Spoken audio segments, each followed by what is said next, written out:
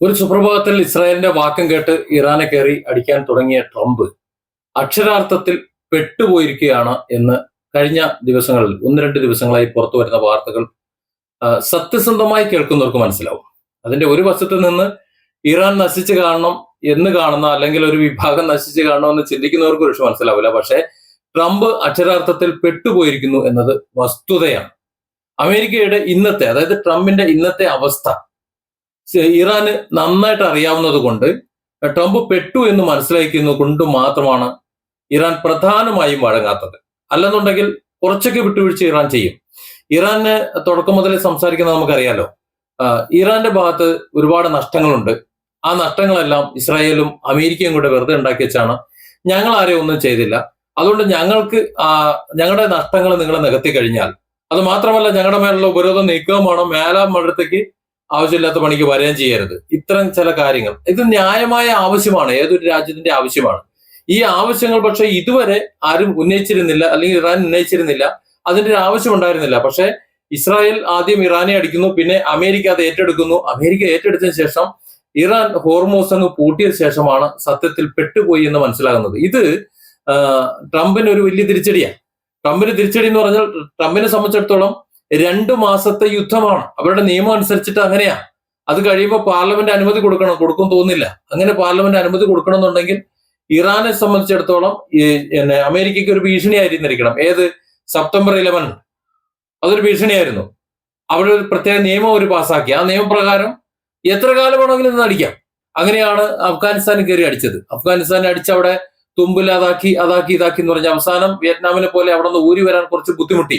അങ്ങനെ ഒരു അനിയന്ത്രിതമായിട്ടുള്ള, അല്ലെങ്കിൽ ഒരു അനിശ്ചിതകാല യുദ്ധം ഇറാനുമായി അമേരിക്ക നടത്തണമെന്നുണ്ടെങ്കിൽ ഇറാൻ അമേരിക്കയ്ക്ക് സെപ്റ്റംബർ 11 പോലെ ഒരു വിഷയമാണ് എന്ന് അമേരിക്കൻ പാർലമെന്റ് തെളിയണം. അവർ നിയമാധിഷ്ഠിതമായ രാജ്യമാണല്ലോ. ട്രംപിന് തോന്നിയതുപോലെ എടുക്കാനൊന്നും പറ്റൂല. ട്രംപ് പ്രസിഡന്റാണ്, കാര്യമൊക്കെ ശരി തന്നെ. ട്രംപിന്റെ കൂടെ ഉള്ളവർ ചോദിക്കുന്നതിന് മറുപടി പറഞ്ഞില്ല എന്നുണ്ടെങ്കിൽ ഇറങ്ങിപ്പോ എന്ന് പറയും. അവസാനം ഇറങ്ങിപ്പോകേണ്ട ഒരു സാഹചര്യം വരും. അതാണ് ഇപ്പൊ ട്രംപ് അഭിമുഖീകരിക്കുന്നത്. അപ്പോ പണ്ട് സെപ്റ്റംബർ 11 വേൾഡ് ട്രേഡ് സെന്റർ അക്രമത്തിൽ അൽഖ്വയ്ദയും അതുപോലെ ബിൻ ലാദനും ഒക്കെ അന്ന് അമേരിക്ക വിറപ്പിച്ചതുപോലെ ഇറാൻ അമേരിക്കയെ വിറപ്പിക്കുന്ന ഒരു സാഹചര്യമുണ്ടോ, അല്ലെങ്കിൽ അമേരിക്കയുടെ സ്വസ്ഥമായ ജീവിതത്തിന് എന്തെങ്കിലും തടസ്സമുണ്ടോ എന്ന് ഉണ്ടെങ്കിൽ അത് ട്രംപ് ബോധ്യപ്പെടുത്തണം പാർലമെന്റിൽ. അങ്ങനെ ബോധ്യപ്പെടുത്തി കഴിഞ്ഞാൽ പിന്നെ ഇറാനെ കണ്ടിന്യൂ അടിച്ചോ, എന്ത് തോന്നിയ സമ്മേളനം ചെയ്തോ, അടിച്ച് നിരത്ത് എന്ന് പാർലമെന്റ് ഉത്തരവ് കൊടുക്കും. പക്ഷെ അത്തരത്തിൽ എന്തെങ്കിലും എടുത്തു വെക്കാനുണ്ടോ? നമുക്ക് പറയാം ഇറാനിൽ ആണവായുധമുണ്ട്, മറ്റെന്തൊക്കെയുണ്ട്, അതുകൊണ്ട് ഇതുണ്ട് എന്നൊക്കെ പറയാമെന്നല്ലാതെ ഇറാൻ അമേരിക്കയ്ക്ക് ഒരു ഭീഷണിയാണോ? അല്ല. ആ നിലയ്ക്ക് ട്രംപ് പെട്ടു. അപ്പൊ യുദ്ധം നിർത്തേണ്ട സാഹചര്യം ഇപ്പൊ ഈ 2-3 ദിവസം കൂടെ ഉള്ളൂ. ഇനി ഇപ്പൊ 28-ാം തീയതി ആകുമ്പോൾ 2 മാസം പൂർത്തിയാകും. അതായത് കാലാവധി കഴിയും. പിന്നെ ട്രംപിന് ഒരൊറ്റ മാർഗ്ഗമേ ഉള്ളൂ, എല്ലാം വാരിക്കെട്ടി പോകുക. ഇവിടെ അത് യുദ്ധം നിർത്തി പോകുക. ഇറാൻ അത്തരത്തിലൊരു ഭീഷണിയാണ് എന്ന് ട്രംപ് പാർലമെന്റ് തെളിയിക്കുകയാണെന്നുണ്ടെങ്കിൽ തുടരാം. പക്ഷെ ട്രംപിന് അതിന് 2 മാസം സമയമുള്ളൂ. ആ 2 മാസമാണ് ഈ വരുന്ന 28-ാം തീയതി തീരുന്നത്. പിന്നെ യുദ്ധം ചെയ്യാൻ പറ്റൂല. അതായത് 28-ാം തീയതി കഴിഞ്ഞാൽ ഇറാനെ സംബന്ധിച്ചിടത്തോളം സുരക്ഷിതമാണ്. അതായത് അമേരിക്കയ്ക്ക് ഇറാനെ യുദ്ധം ചെയ്യാൻ പറ്റൂല. അത് മാത്രമല്ല, ഇറാനെ സംബന്ധിച്ചിടത്തോളം ഈ കണ്ടീഷനൊന്നും ബാധകമൊന്നുമല്ല. അമേരിക്കൻ താവളങ്ങൾ മിഡിൽ ഈസ്റ്റിന്റെ എല്ലാ ഭാഗത്തും ഉണ്ട്.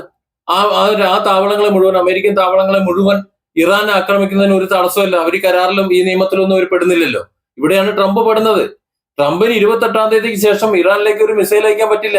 അങ്ങനെ മിസൈൽ അയക്കണമെന്നുണ്ടെങ്കിൽ അമേരിക്കൻ പാർലമെന്റിന്റെ അനുമതി വേണം. ആ അനുമതി കിട്ടണമെന്നുണ്ടെങ്കിൽ അനിയന്ത്രിതമായി ഇറാനിനെ ആക്രമിക്കാൻ കഴിയും, അല്ലെങ്കിൽ അനിശ്ചിത കാലത്തേക്ക് അടിക്കാൻ വേണ്ടിയിട്ട് ഒരു ഭീഷണിയാണ് ഇറാൻ എന്ന് പാർലമെന്റ് തെളിയിച്ചു കൊടുക്കണം. അമേരിക്കൻ പാർലമെന്റ് തെളിയണം. അതിന് ഒരിക്കലും സാധ്യമല്ല. പിന്നെ ഒരൊറ്റ മാർഗമുള്ള എന്താണ്? 28-ാം തീയതി കഴിഞ്ഞിട്ട് വാരിക്കെട്ടുക. ഇതാണ് ട്രംപിന്റെ ഭയം. ആ 28-ന് മുമ്പ് എങ്ങനെയെങ്കിലും ഒരു ചർച്ച നടത്തി, ആ ചർച്ചയിൽ ഇനി ഇറാൻ പറയുന്നത് അപ്പാടെ അംഗീകരിച്ചാലും വേണ്ടില്ല, ഞങ്ങളിത് വിജയിച്ചു, ഞങ്ങൾ പറയുന്ന മുഴുവൻ കാര്യങ്ങളും ശരിയാണെന്ന് ഇറാൻ അംഗീകരിച്ചു, അതുകൊണ്ട് അമേരിക്ക വിജയിച്ചു എന്ന് പറഞ്ഞുകൊണ്ട് തടികൂരണം. അങ്ങനെ തടികൂരണ്ടായെന്നും ഞങ്ങളുടെ രാജ്യത്തിന് ഉണ്ടാക്കി വെച്ചിട്ടുള്ള നാശനഷ്ടങ്ങൾക്ക് മുഴുവൻ സമാധാനം പറഞ്ഞിട്ട് പോയാൽ മതി എന്നാണ് ഇറാൻ പറയുന്നത്. കാരണം ഇറാൻ അറിയാം അമേരിക്കയിലെ ട്രംപിന് തെളിയിക്കാൻ പറ്റില്ല എന്നുള്ളത്. കാര്യം അമേരിക്കയ്ക്ക് ഇറാൻ ഭീഷണിയല്ല. മാത്രമല്ല, അമേരിക്ക ഇറാനിൽ കയറി അടിക്കുമ്പോൾ ഇറാൻ തിരിച്ചടി കൊടുക്കുകയാണ് മാത്രം ചെയ്തത്. മാത്രമല്ല, അമേരിക്കയുടെ മെയിൻലാൻഡിലേക്ക് യാതൊരു വിധത്തിലുള്ള ഭീഷണിയില്ല. പിന്നെ ഉള്ളത് മിഡിൽ ഈസ്റ്റിലെ താവളങ്ങളാണ്. അത് സ്വാഭാവികമായിട്ടും ഇറാൻ അടിക്കും.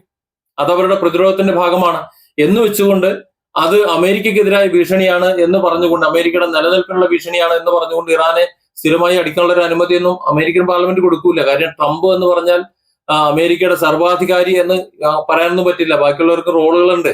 ഏതാനും ദിവസം കൂടി മാത്രമാണ് ട്രംപിന് ഇവിടെ യുദ്ധത്തിനുള്ള ഒരു ആയുസുള്ളത്.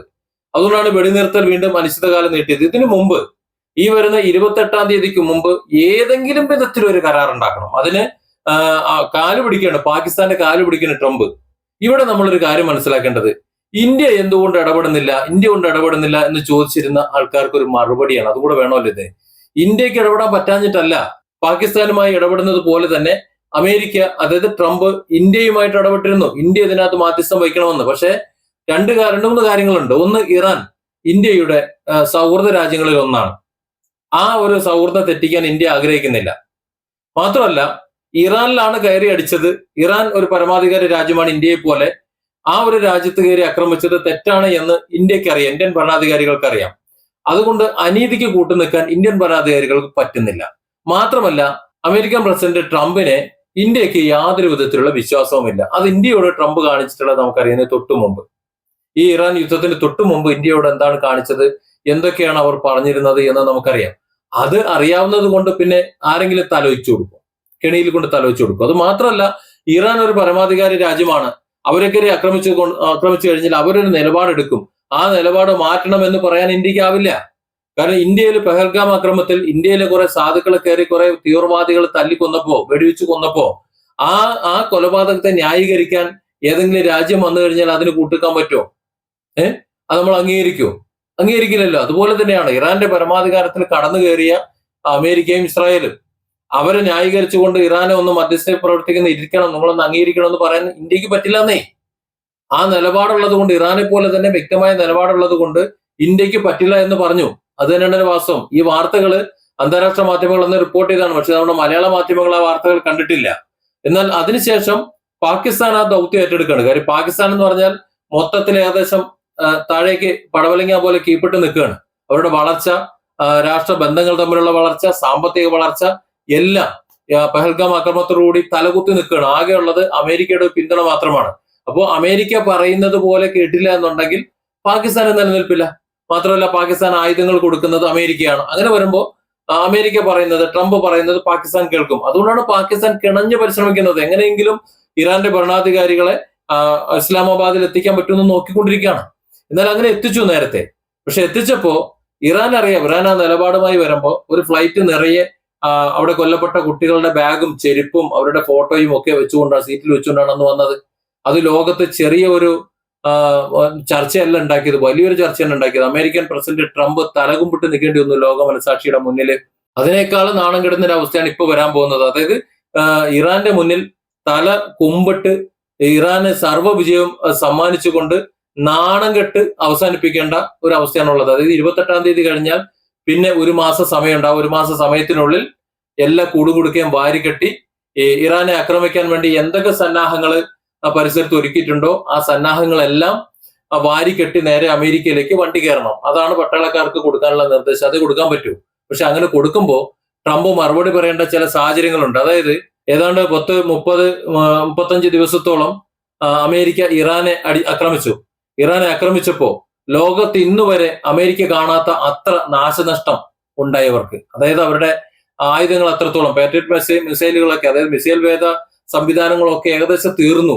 30 ദിവസം കഴിഞ്ഞപ്പോഴേക്കും വലിയൊരു അളവ് അവർക്ക് കുറവ് വന്നു എന്നാണ് പറയുന്നത്. എന്നാൽ ഇറാനെ സംബന്ധിച്ചിടത്തോളം ഒരു പുല്ലും സംഭവിച്ചിട്ടില്ല, ഒരു ചുക്കും സംഭവിച്ചിട്ടില്ല. കാരണം അവർ അയച്ചിട്ടുള്ളത് ചെറിയ ചെറിയ സാധനങ്ങളാണ്. ഇപ്പൊ കഴിഞ്ഞ ദിവസം ഈ അമേരിക്കൻ കപ്പലുകളെ ആക്രമിക്കാൻ പോയത് കൊതുകിന്റെ അത്രയുള്ള കുറച്ച് സ്പീഡ് ബോട്ടുകളാണെന്നാണ് പറയുന്നത്. ഒരു ഇറാനിയൻ കപ്പൽ പിടിച്ചെടുത്ത് അമേരിക്ക പിടിച്ചെടുത്തതിനെ തിരിച്ചടി തരുമെന്ന് പറഞ്ഞ് മണിക്കൂറുകൾ തികയുന്നതിന് മുമ്പ് അമേരിക്കയുടെ സഖ്യരാഷ്ട്രങ്ങളുടെ 3 കപ്പലുകളെ ഇറാൻ പിടിച്ചെടുത്തിട്ടുണ്ട്. മറ്റു 2 കപ്പലുകളെ പരിക്ക് പറ്റിയിട്ടുണ്ടെന്ന് പറയുന്നുണ്ട്. അതായത് അതിനിപ്പോ ഒരു വിവരമില്ല. ട്രംപ് അതേക്കുറിച്ച് മിണ്ടുന്നില്ല. അതായത് ഇറാന് കഴിവില്ലാഞ്ഞിട്ടല്ല, ഇറാൻ ചെയ്യാഞ്ഞിട്ടാണെന്ന് തെളിയിക്കുകയാണ്. ഇറാന്റെ ഒരു കപ്പൽ പിടിച്ചെടുത്തിട്ടുണ്ടെങ്കിൽ അമേരിക്കയുടെയും സഖ്യകക്ഷികളുടെയും 5 കപ്പലുകളെ തീരുമാനമാക്കിയിട്ടുണ്ട് ഇത്. അതാണെന്ന് പുറത്തു വരുന്ന വാർത്ത. അതായത് ഇറാന് കഴിവുണ്ട്. ഇറാന്റെ കഴിവ് എത്രത്തോളമെന്ന് ആരും അളന്നിട്ടില്ല. 10-40 വർഷമായി ഇറാൻ ഈ പറയുന്ന രാജ്യങ്ങളുടെ ലോക പോലീസ് എന്ന് വിളിക്കുന്ന അമേരിക്കയുടെയും അവരുടെ ചെങ്കിടി എന്ന് വിളിക്കുന്ന ഇസ്രായേലിന്റെയും ഒക്കെ ആൾക്കാർ ഉപരോധിച്ച് നിന്നിരുന്ന സമയത്ത് എത്രത്തോളം ഇറാൻ വളർന്നു എന്നവർക്ക് അളക്കാൻ കഴിഞ്ഞില്ല. അവർക്ക് പണ്ടത്തെ ഇറാൻ കാട്ടറബിയുടെ കാലത്ത് ഇറാന് മാത്രമേ അവർക്ക് അറിയൂ. അതിനുശേഷം ഇറാനുമായിട്ട് അവർക്ക് ബന്ധമൊന്നുമില്ലല്ലോ. ഇറാൻ ഇറാഖ് യുദ്ധത്തിന് ശേഷം എന്തൊക്കെയാണ് ഇവർ ഉണ്ടാക്കുന്നത്? ടെക്നോളജി കൊടുക്കണ്ടേ? ഇവരങ്ങനെയാണല്ലോ, പരസ്പരം ടെക്നോളജികൾ കൊടുക്കണമല്ലോ, എങ്കിലേ വളരാൻ പറ്റൂ. മാത്രമല്ല പഠിപ്പും പൂരവും വിദ്യാഭ്യാസം ഇല്ലാത്ത കുറച്ചെണ്ണമാണ് അവിടെ ഉള്ളത്. അങ്ങനെ ഉള്ളവർക്ക് എന്ത് ചെയ്യാൻ കഴിയാം? അവിടെയാണ് ഇറാൻ മുൻകൂട്ടി ഓടുന്ന പട്ടിക്ക് ഒരു മുഴം മുൻപേ എന്ന് ഏററിഞ്ഞത്. കാര്യം ആ നാട്ടിലെ മുഴുവൻ ആൾക്കാർക്കും ഉന്നത വിദ്യാഭ്യാസം കൊടുത്തു, പ്രത്യേകിച്ച് സ്ത്രീകൾക്ക് എല്ലാം ഉന്നത വിദ്യാഭ്യാസം കൊടുത്തു കഴിഞ്ഞപ്പോൾ ചിന്തിക്കാൻ ശേഷിയുള്ള ബുദ്ധിയുള്ള ആൾക്കാരോടുണ്ടായി. അവരുടെ കണ്ടുപിടുത്തങ്ങൾക്ക് ഈ പറയുന്ന അമേരിക്കയ്ക്കോ ഇസ്രായേലിനോ ആർക്കും കാണാൻ പറ്റാത്ത, സങ്കല്പിക്കാൻ പോലും കഴിയാത്ത രീതിയിലുള്ള വളർച്ച അത് ആയുധ നിർമ്മാണത്തിലായാലും മറ്റ് ഏത് മേഖലയിലായാലും അവർ കൈവരിച്ചു. അത് സത്യമാണ്. അതിന്റെ ഗുണഫലമാണ് ഈ കാണുന്നത്. അവർക്ക് തലയുയർത്തി നിൽക്കാൻ പറ്റും. ഭരണകൂടം ഇല്ല എന്നുണ്ടെങ്കിൽ ഒരു 10-50 കൊല്ലം ഇറാൻ ഭരിക്കാൻ ആളില്ല എന്നുണ്ടെങ്കിലും ഇറാൻ ഒന്നും സംഭവിക്കൂല. ആ നിലയിൽ ലോകത്ത് മറ്റൊരു രാജ്യത്തിനും സാധ്യമാകാത്ത വിധത്തിലുള്ള ഒരു സിസ്റ്റം അവർ ഉണ്ടാക്കി വെച്ചു. അതുകൊണ്ടാണ് യുദ്ധത്തിന്റെ ആദ്യ ദിനങ്ങളിൽ തന്നെ അയത്തുള്ള ഖൊമേനിയും 10-30 പേരും ആ രാജ്യത്തിന്റെ മുഴുവൻ ഭരണാധികാരികളും ഭരണ ചുമതല വഹിക്കുന്ന മുഴുവൻ ആൾക്കാരെയും ഒരൊറ്റ സെക്കൻഡ് കൊണ്ട് കൊന്നൊടുക്കിയിട്ടും ആ രാജ്യത്തിന് ഒന്നും സംഭവിക്കാത്തത്. ഒന്നും സംഭവിച്ചില്ല എന്ന് മാത്രമല്ല, ഭരണാധികാരി ഉണ്ടോ ഇല്ലയോ എന്ന് പോലും അറിയാത്ത വിധത്തിൽ വലിയ തിരിച്ചടിയാണ് ഇസ്രായേലിലേക്ക് അന്ന് വന്നത്. ഇസ്രായേലിന്റെ പല ഭാഗങ്ങളും തകർന്ന് തരിപ്പണമായി. ഗസ പോലെ ആയിപ്പോയി. ഗസ പോലെ, അതായത് ഇസ്രായേൽ തകർത്ത ഗസ വെറും ചാരക്കൂമ്പാരം അതുപോലെ ഇസ്രായേലിന്റെ പല ഭാഗങ്ങളുമാക്കി കഴിഞ്ഞു. അപ്പോഴാണ് അവർക്കൊരു വീണ്ടും വിചാരമുണ്ടായത്. അതിനുശേഷമാണ് അമേരിക്ക വെടിനിർത്തലും മറ്റു കാര്യങ്ങളുമായി വരുന്നത്. നമുക്കറിയാം, ശ്രദ്ധിച്ചാൽ മനസ്സിലാവാതെ. ആ വെടിനിർത്തൽ കുറച്ച് ദിവസം നീണ്ടു നിൽക്കുമെന്നാണ് കരുതിയത്. പക്ഷെ മണിക്കൂർ കഴിയുന്നതിന് മുമ്പ് വീണ്ടും കാലം മാറി എല്ലാം മാറി. അതാണിപ്പോ ട്രംപിന്റെ പതനത്തിലേക്ക് അവർ എത്തി നിൽക്കുന്നത്. അതായത് ഇറാനെ ഒന്ന് തൊട്ടതോടുകൂടി ലോകക്രമം, അമേരിക്കയുടെ എല്ലാ ക്രമങ്ങളും മൊത്തം തെറ്റിപ്പോയി. അമേരിക്കൻ പ്രസിഡന്റ് നിലനിൽപ്പില്ലാതെയായി. പിന്നെ അമേരിക്കയുടെ മിഡിൽ ഈസ്റ്റിലുള്ള സകല താവളങ്ങളും അവിടെ നിന്ന് എടുത്തുകൊണ്ട് പോകേണ്ട സാഹചര്യം ഉണ്ടായി.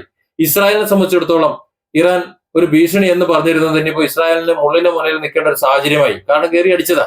പിന്നെ എണ്ണ വ്യാപാരം ഡോളറിന് പോകുന്ന ഒരു കോലമാണ്. അതായത് ലോകത്ത് സൈനികമായും സാമ്പത്തികമായും വളർന്നു നിന്നിരുന്ന, ആദ്യ സ്ഥാനത്ത് തന്നെ നിന്നിരുന്ന അമേരിക്കയെ സംബന്ധിച്ചിടത്തോളം മൂന്നാംകിട രാജ്യങ്ങളുടെ ഒന്ന് തലത്തിലേക്ക് പോകാൻ ഇറാനെ തൊട്ടതിലൂടെ വരികയാണ്. മാത്രമല്ല അമേരിക്കയ്ക്ക് നാണക്കേടല്ലേ? ഒന്ന് ആലോചിച്ച് നോക്ക്. ഒരു അപരിഷ്കൃത രാജ്യത്തോട് ഏറ്റുമുട്ടി പരാജയപ്പെട്ടു പോകുന്ന ആദ്യതല്ലേ ആ പ്രസിഡന്റ് കാര്യം ഒന്ന് ആലോചിച്ച് ട്രംപ്. അതുകൊണ്ടാണ് ഈ വരുന്ന ദിവസങ്ങൾ ട്രംപിന് നിർണായക ദിവസങ്ങളാകുന്നത്. എങ്ങനെയെങ്കിലും ഇറാനെ ചർച്ചയ്ക്ക് ഇരുത്തണം. ഇനി എന്തൊക്കെ ഇറാൻ പറയുന്നത് എന്തൊക്കെ അംഗീകരിച്ചാലും വേണ്ടില്ല, ഏത് രീതിയിൽ അംഗീകരിച്ചാലും വേണ്ടില്ല, ഈ വരുന്ന 28-ാം തീയതിക്ക് മുമ്പ് എന്തെങ്കിലും ഒരു ചർച്ച നടത്തി സമ്പൂർണ്ണ വിജയം ഞങ്ങൾ നേടിയിരിക്കുന്നു എന്ന് പറഞ്ഞുകൊണ്ട് അമേരിക്കൻ പാർലമെന്റിൽ റിപ്പോർട്ട് കൊടുത്തുകൊണ്ട് ട്രംപിന് സ്വസ്ഥമായിരിക്കാം എന്നാണ് കരുതുന്നത്. പക്ഷെ അത് നടക്കുമെന്ന് തോന്നുന്നില്ല. അത് വേണ്ട, അങ്ങനെ പോണ്ട എന്ന് ഇറാൻ പറയുമ്പോൾ, ചർച്ചയ്ക്ക് ഇരിക്കാൻ ഞങ്ങൾ ഇല്ല എന്ന് പറയുമ്പോൾ ഭീഷണിപ്പെടുത്താൻ നോക്കുകയാണ്. ആ ഭീഷണിക്ക് ഇറാൻ വഴങ്ങും. അതായത് ഭീഷണിയും കൊണ്ട് ഇങ്ങോട്ട് വരണ്ട, ഞങ്ങളിതേ ബോംബിടും, ഞങ്ങളിത് അത് തകർക്കും, ഇത് തകർക്കും, എന്നിട്ട് അന്ത്യശാസനം കൊടുക്കുന്നു, അതിന് സമയപരിധി കുറിക്കുന്നു, ഇതെല്ലാം കൊടുക്കുന്നു. അവസാനം എന്നാ പിന്നെ നമുക്ക് അങ്ങനെ തന്നെ കാണാം എന്ന് പറയുമ്പോൾ ഒരു നിവൃത്തിയില്ലാതെ, ഒരു കണ്ടീഷനും ഇല്ലാതെ വെടിനിർത്തൽ അങ്ങോട്ട് നീട്ടുന്നു. ഇപ്പോഴത്തെ അവസ്ഥയിൽ, നിലവിലെ അവസ്ഥയിൽ നമുക്ക് മനസ്സിലാക്കാൻ കഴിയുന്നത് ട്രംപ് തോറ്റ് തുന്നം പാടി ലോകത്തിന് മുന്നിൽ നാണം കെട്ട് അറേബ്യയിൽ നിന്ന് സകലതും വാരിക്കെട്ടി നാടുവിടേണ്ടി വരും എന്നാണ് മനസ്സിലാക്കുന്നത്. ഇപ്പോഴത്തെ അവസ്ഥയിൽ അതാണ് മനസ്സിലാക്കുന്നത്. ഇറാൻ ചർച്ചയ്ക്ക് ഇരിക്കുമെന്നോ അങ്ങനെ ഏതെങ്കിലും തരത്തിലുള്ള മധ്യസ്ഥ പ്രവൃത്തി ചെയ്തുകൊണ്ട് അമേരിക്കയ്ക്ക് ട്രംപിന് തൽക്കാലം ഒന്ന് തലയുയർത്തിക്കൊണ്ട് അല്ലെങ്കിൽ വീമ്പിളക്കിക്കൊണ്ട് മാറാൻ കഴിയും, അതിനുള്ള സാഹചര്യം ഇറാൻ ഒരുക്കുമെന്ന് കരുതുന്നത് മണ്ടത്തരാണ്. അതല്ലെങ്കിൽ പിന്നെ അമേരിക്ക ഒരു മാർഗമുണ്ട്. സെപ്റ്റംബർ 11 പോലെ അവരുണ്ടാക്കിയ സ്പെഷ്യൽ നിയമങ്ങൾ വെച്ചിട്ട് ഇറാൻ അമേരിക്കയ്ക്ക് ഒരു ഭീഷണിയാണ് എന്ന് സ്ഥാപിച്ചുകൊണ്ട് പാർലമെന്റ് അനുമതി കൊടുത്തിട്ട് ഇറാനെ നിരത്താൻ, എന്താ പറയാ, കാലാവധി ഇല്ലാതെ അടിച്ചു നിരത്താൻ വേണ്ടിയിട്ടുള്ള അനുമതി കൊടുക്കണം. പക്ഷെ അത് കിട്ടില്ല. കാരണം ഇറാൻ ഒരിക്കലും അത്തരത്തിൽ അമേരിക്കയ്ക്ക് ഒരു ഭീഷണിയല്ല, ഇതുവരെ ആയിട്ടില്ല. ഇറാനാണ് ഭീഷണി. അത് ഏത് പൊട്ടനും മനസ്സിലാവുമല്ലോ. അതുകൊണ്ട് ട്രംപ് എല്ലാ തവണയും പറയുന്നത് പോലെയല്ല, ട്രംപ് കടന്നു കയറി ഇതുപോലെ പെട്ടുപോയിട്ടുള്ള ഒരു ഭരണാധികാരി ലോകത്ത്, ഈ ഗതികെട്ട ഭരണാധികാരി ലോകത്ത് വേറെ ഉണ്ടാവില്ല. Different angles. Don't forget to subscribe and support this channel.